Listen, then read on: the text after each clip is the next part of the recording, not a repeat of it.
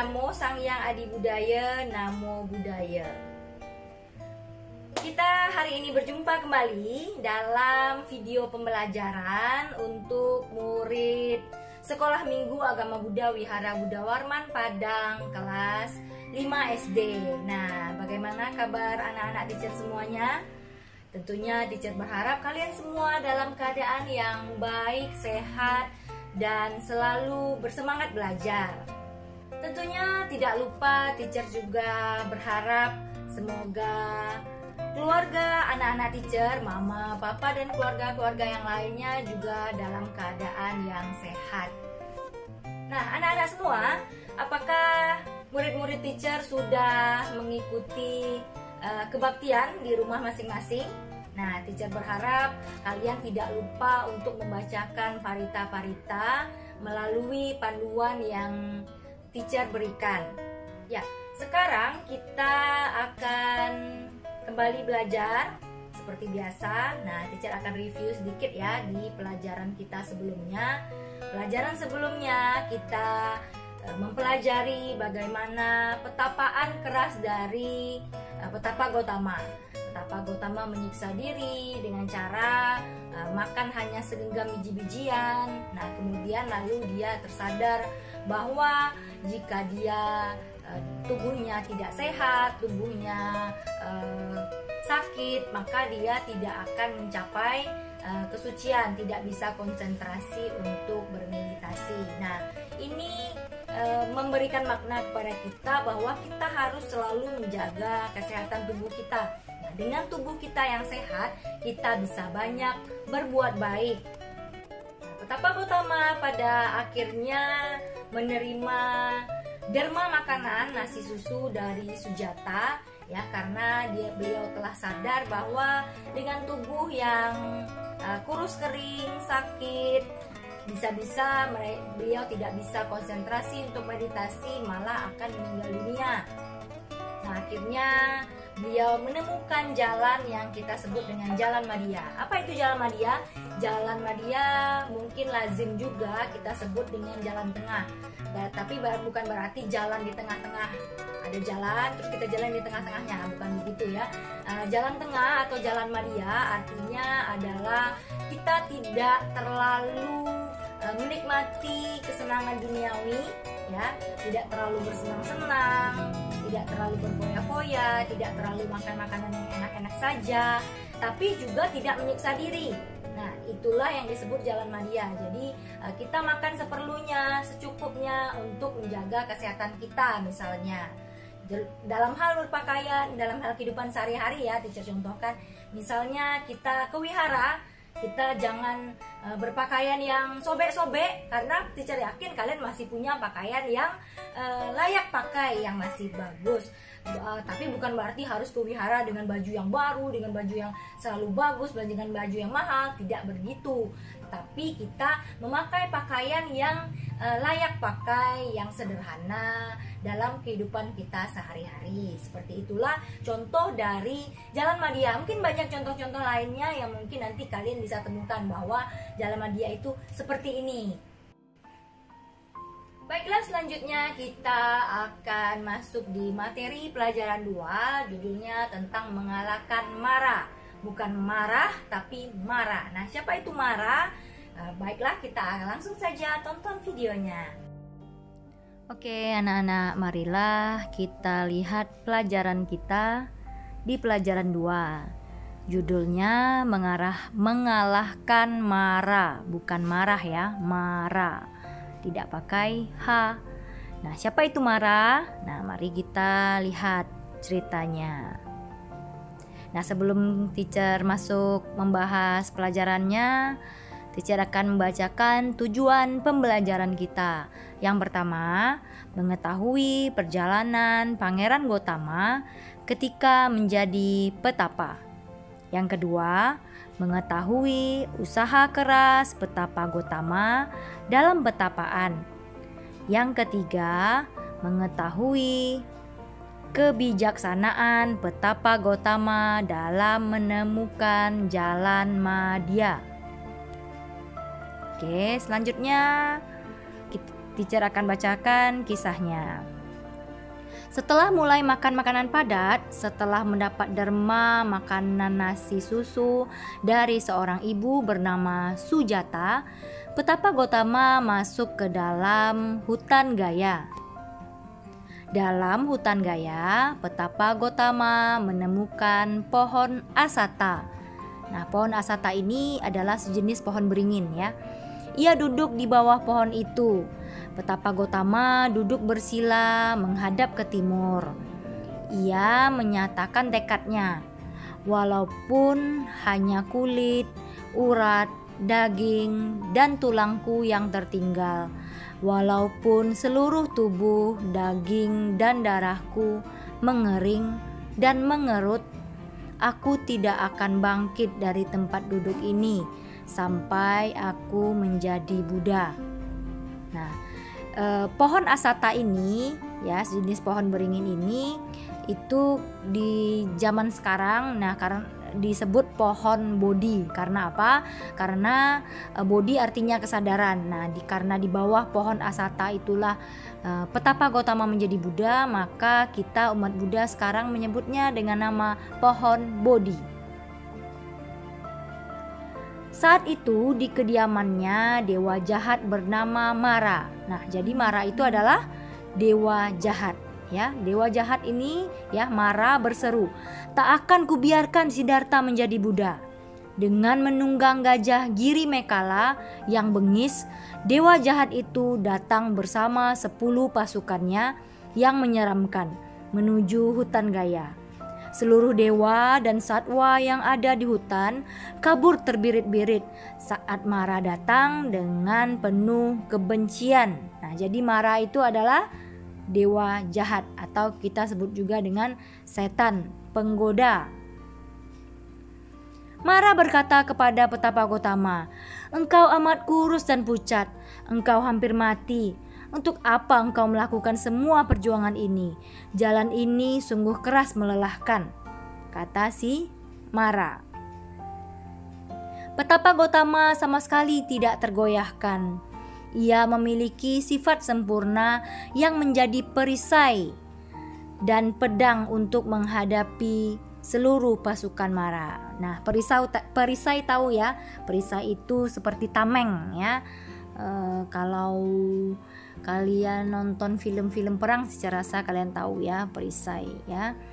Jadi Petapa Gotama sama sekali tidak tergoyahkan karena ia memiliki sifat sempurna untuk menghadapi seluruh pasukan Mara.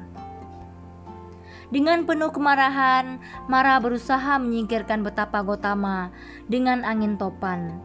Namun saat angin itu mendekati Petapa Gotama, topan itu kehilangan daya dan terpencar ke segenap penjuru. Jubah Petapa Gotama sedikit pun tak bergerak. Gagal dengan topannya, Mara menyerang dengan hujan badai. "Akan kubuat dia tenggelam," seru Mara. Namun air hujan itu sedikit pun tidak membasahi jubah Petapa Gotama.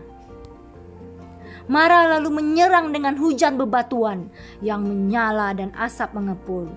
Namun saat mendekati Petapa Gotama, batu-batu itu berubah menjadi kuntum-kuntum bunga surgawi. Ia kemudian menyerang dengan hujan senjata beraneka jenis yang menyala-nyala.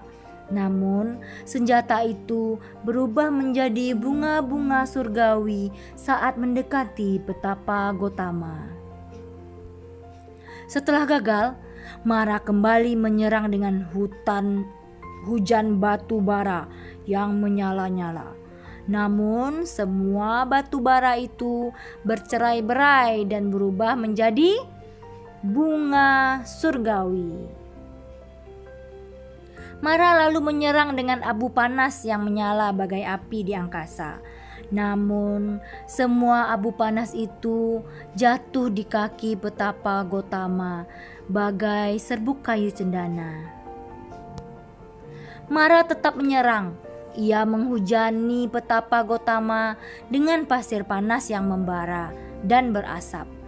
Namun hujan pasir panas itu berubah menjadi hujan bunga surgawi yang berjatuhan di kaki bakal Buddha. Mara lalu menyerang dengan hujan lumpur yang membara, menyala, dan berasap. Namun, hujan lumpur itu lagi-lagi berubah menjadi minyak surgawi. Mara lalu berpikir, aku akan membuat Siddhartha takut dan lari dari tempat duduknya. Kemudian muncul kegelapan yang sangat pekat, 4 kali lebih gelap dan pekat dari biasanya. Namun seketika kegelapan itu sirna, seperti gelap yang sirna oleh cahaya mentari yang bersinar dari tubuh petapa Gotama. Mara tak mampu menyerang dengan berbagai senjata mautnya. Bersama pasukannya, Mara menggenggam sebuah cakram di tangan. Dengan menunggang gajah Giri Mekala, ia berseru, "Siddhartha, menyingkir dari tempat itu. Itu bukan tempat dudukmu. Tempat itu milikku," ujar si Mara. Dengan tenang petapa Gotama menjawab, "Mara, engkau belum memenuhi 10 sifat sempurna. Demi kesejahteraan banyak makhluk maupun kecerahan, ini bukan tempat dudukmu, tapi tempat dudukku," ujar petapa Gotama. Dengan murka, Mara menyerang dengan cakramnya yang dapat membelah pilar batu. Namun cakram itu berubah menjadi bunga surgawi bagai payung di atas kepala petapa Gotama. "Mara, siapa yang menjadi saksi dermamu?" tanya petapa Gotama. Semua pasukan Mara berseru riuh menjawab, Akulah saksinya." "Siddhartha, siapakah saksimu?" tanya Mara. Lalu Siddhartha menjawab, "Bumi adalah saksiku," jawab petapa Gotama sambil menyentuh bumi. Nah, maksud di sini, Mara, siapakah yang menjadi saksi dermamu? Derma itu kalian mungkin tahu, derma artinya sama dengan dana. Nah, tapi di sini maksudnya adalah siapa yang menjadi saksi perbuatan baikmu, seperti itu kira-kira ya. Nah, petapa Gotama lalu berkata, "Apakah engkau menyaksikan segala dermaku?" Ya, jadi petapa Gotama bertanya kepada bumi sambil menyentuh bumi. Ya, bumi pun menggelegar bergetar seolah menjawab bahwa bumi adalah saksi bagi petapa Gotama bahwa ia layak menjadi Buddha. Gajah Giri Mekala jatuh berlutut di depan petapa Gotama. Mara dan seluruh pasukannya lari tunggang langgang berpencar ke arah berbeda, meninggalkan mahkota dan jubah mereka. Setelah itu, petapa Gotama melanjutkan meditasinya hingga menjadi Buddha. Ya, jadi petapa Gotama benar-benar tidak berdiri sebelum dia berhasil menjadi Buddha. Nah, seperti tekadnya tadi.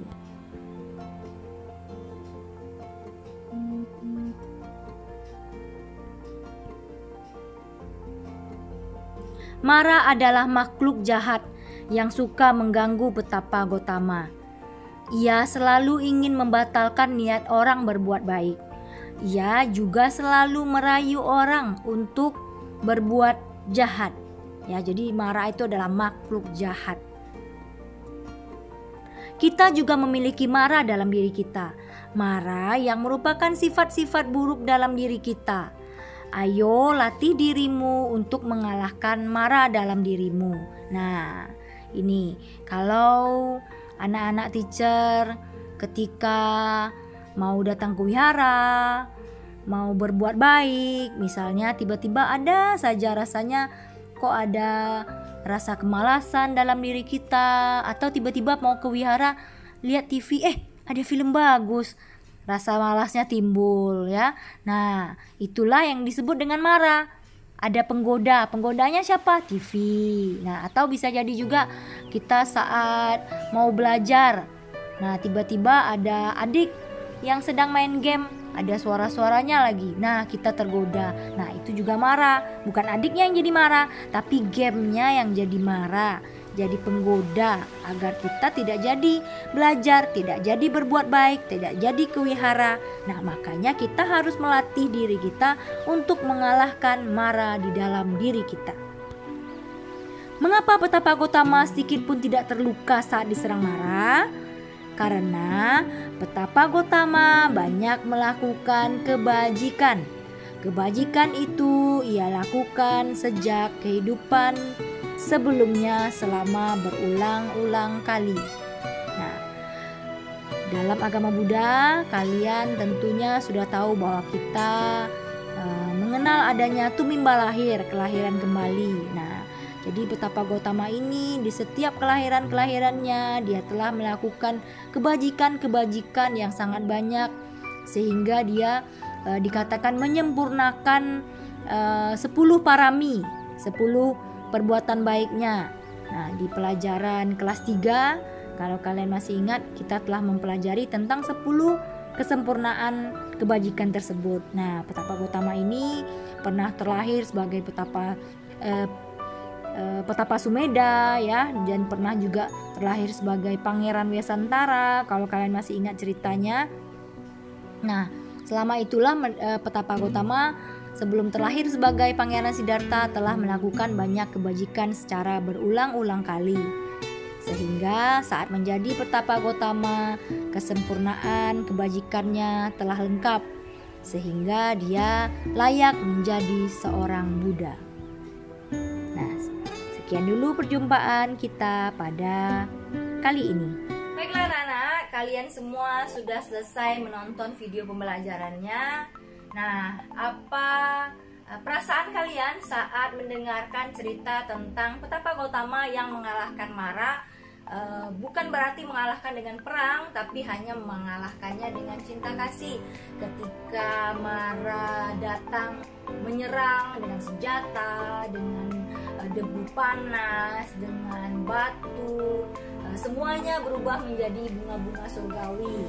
Nah, ini tentunya sangat menakjubkan. Teacher saat membaca ceritanya merasa, wow, ternyata Petapa Gotama begitu luar biasa, begitu hebat, bermeditasi dengan tenang sehingga mengalahkan semua mara penggoda. Nah, dalam kehidupan kita sehari-hari saat ini, Mara, si dewa jahat atau setan penggoda ini masih ada, tapi tentu saja tidak berwujud benar-benar seperti setan, seperti yang menakutkan begitu. Tetapi bisa jadi Mara itu muncul dalam berbagai bentuk. Misalnya ada orang yang tiba-tiba mengajak kita main ketika kita ingin belajar. Misalnya mamanya minta tolong, minta bantu, tolong dong ambilkan mama air misalnya. Nah, ketika itu ada saja teman dari luar, tetangga mungkin yang mengajak kita, hai, ayo kita main. Nah, kita tidak jadi menolong mama. Nah, itu juga salah satu perwujudan dari penggoda. Nah, penggoda apa? Menggoda kita untuk tidak jadi berbuat baik, tidak jadi membantu mama, tidak jadi belajar, tidak jadi kuwihara, dan lain-lain sebagainya. Nah, untuk itu kita harus memiliki perisai. Perisai apa? Perisai untuk mencegah kita berbuat buruk. Nah, kalau anak-anak teacher tidak tahu yang mana bentuknya perisai, nah di buku kita bisa lihat. Nah, ini kira-kira seperti ini perisainya. Perisai itu biasanya digunakan ketika orang mau perang, ketika musuh akan menyerang, itu ada seperti plat atau seng atau dari baja gitu, lalu ditaruh di tangan supaya ketika akan diserang ditangkis pakai perisai. Nah, seperti itu. Nah, tapi kali ini tentu saja kita tidak menghadapi perang. Perisai di sini gunanya untuk mencegah kita berbuat hal-hal yang tidak baik. Nah, sekarang tugas anak-anak teacher adalah menuliskan sebanyak mungkin tekad untuk mengurangi kebiasaan buruk. Misalnya kalian memiliki kebiasaan buruk suka menyontek. Nah, kalian buat di situ, saya berjanji tidak akan menyontek lagi, seperti itu kira-kira. Atau misalnya kalian punya kebiasaan suka marah-marah mamanya. Nah, kalian bisa tuliskan di sana, saya berjanji tidak akan marah-marah lagi sama mama, atau saya berjanji akan berbakti kepada orang tua. Nah, seperti itu kira-kira. Nah, tuliskan sebanyak mungkin di dalam perisainya. Nah, jika buku kalian adalah buku pinjaman dari Kece atau Kokonya yang terdahulu, kalian tolong buatkan saja gambar perisainya. Secara saya itu mudah saja di dalam sebuah buku kosong. Nah, lalu dituliskan seperti biasa, tekad untuk mengurangi kebiasaan buruk. Selanjutnya di halaman 29, 30, dan 31 ada evaluasi, dan Teacher berharap kalian semua mengisinya dengan baik. Jika mendengarkan penjelasan Teacher sebelumnya, Teacher yakin semuanya bisa menjawab dengan sangat mudah dan lancar. Dan kalau misalnya lupa, kalian boleh baca bukunya atau boleh mengulang kembali video pembelajaran ini. Baiklah, terima kasih atas perhatiannya. Namo Sang Hyang Adi Budaya, Namo Buddhaya.